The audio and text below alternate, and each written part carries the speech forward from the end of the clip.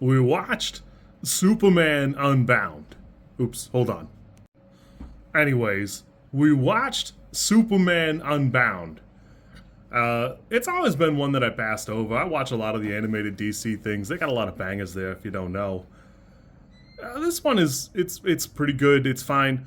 I've not read the story myself, so I don't really have. I didn't have an opinion before I looked it up to do this review, and it does an okay job. There's things in the movie that like should be better, and the structures changed from the comic, not necessarily for me for the better. People comment on the voice cast. I think the voice cast is good. It's just not like I don't know. I'm just not like going bananas about it or anything like that. It's fine. It's good. They do a good job. It's convincingly Superman, Brainiac, Kara, and Lois Lane. I don't really have any complaints there. I think they do a pretty good job. These glasses do not really fit. I just thought they'd be funny. What held me off is I don't like the art style. I don't love it. The animation is pretty adequate. I'm not like losing my mind about it, but it's pretty good. Most notably, the story is really bizarre because Kara is still in that like rebellious teen, I'm hurting people a little baby bit, and I don't think it's really that much worse than Batman hurts people like all the time. So it's kind of corny that like Superman's giving a grief about it. And in the comic, they're already married, if it matters. Superman and Lois, not his cousin, although, you know, whatever, it's comics.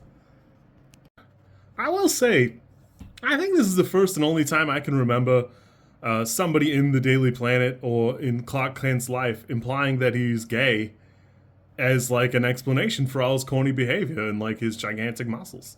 And I think that's kind of funny because I don't think I've ever heard it come up before, and I got a chuckle out of that. I thought it was funny.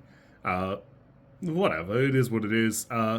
Perry Mason's in a bunch of stuff, and so are these like other side characters. I only ever remember Jimmy Olsen and Perry Mason. The sports guy, I just never like remember. I always know he's there, and I always forget about him. It's weird that he's in stuff now, you know, that I remember him from the new live-action Superman, but it is what it is. Some of the weird differences that I noticed just looking at a couple summaries is Supergirl in the comic tells him outright, hey, that's a drone. And Superman's like, yeah, I know it's a drone. She goes, well, it's always a drone. You've never met the real Brainiac. So the big reveal in this comic was apparently meeting the real Brainiac and having like an actual tete-a-tete. And obviously things go poorly at first, and then, you know, there's the climax and whatever.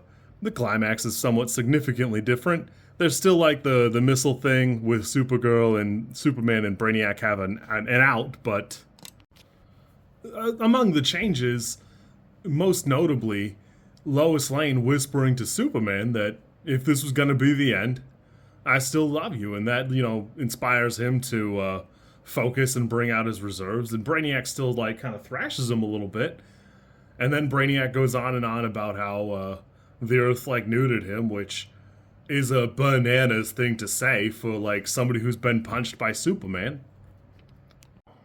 In the comic, apparently, he doesn't go to like a planet with a red sun to give them like a regular schmegula life. He just plants the cities right next to the Fortress of Solitude, which seems like a recipe for a league of super people, which was just barely getting like Supergirl to act right sometimes. And then most notably in the comic, Pa Kent has a heart attack and dies at the end, which is pretty tragic, honestly. Clark obviously is not there at the time of, and then there's a funeral at the end. Fun fact, it was an issue that got recalled because the comic cover has Clark and Pa Kent depicted, but there's like a beer in his hand, and they added it into like root beer or something. I don't know why anybody would care, but I thought that was kind of funny. Overall, I like this movie.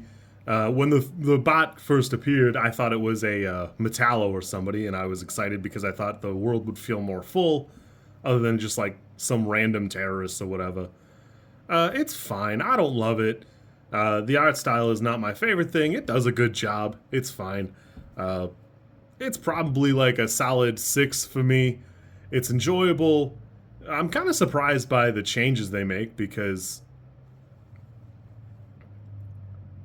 proposing in the office is a cornball move. So I don't know why you would include it. But whatever, it's not my movie to make, so. You kids be good. Hopefully that is not on the video, but it is what it is. If you like this content, I'm supposed to ask you to like, comment, and subscribe. I think I think like is here, and comment is probably down there, and subscribe over there somewhere too, I think. I don't know how many times this like snippet is gonna make it into a video. Everybody says you should do it this way, and I always thought it was just like an annoying thing other YouTubers did. And as you know, I am bad at editing, so if you like it, great, I'm happy for you. If you don't like it, I'm sorry.